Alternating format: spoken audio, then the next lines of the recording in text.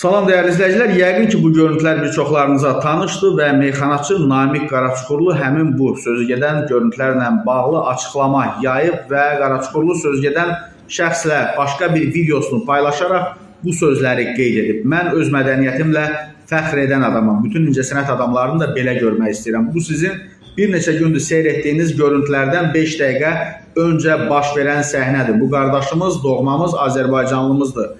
Mənə və sonra Aygün xanıma olan sevgisini son dərəcə saflıqla içdən bildirən adamdır. Hətta mən səhnədən çıxdıqdan sonra Aygün xanım onu yenidən səhnəyə səsləyirdi.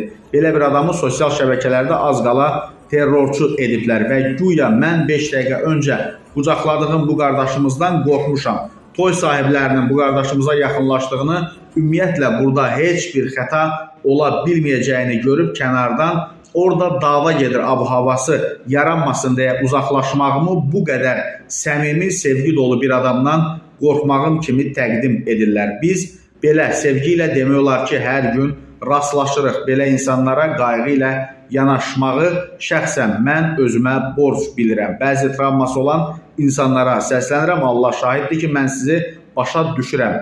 Kaş ki, taleyiniz belə olmazdı. Çünki siz də bizim doğma millətimizdənsiniz. Lakin siz məndən özünüz kimi birini düzəldə bilməyəcəksiniz. Mən qanacağım və düşüncəmlə sizin övladlarınıza dəyərlər ötürməyi daha vacib sayıram. Və sonda xəbis adamları lərzəyə salacaq bir dua. Allah sizə də, mənə də ürəyimizə görə versin deyə Namiq Qaraçuxurlu fikrini tamamlayıb.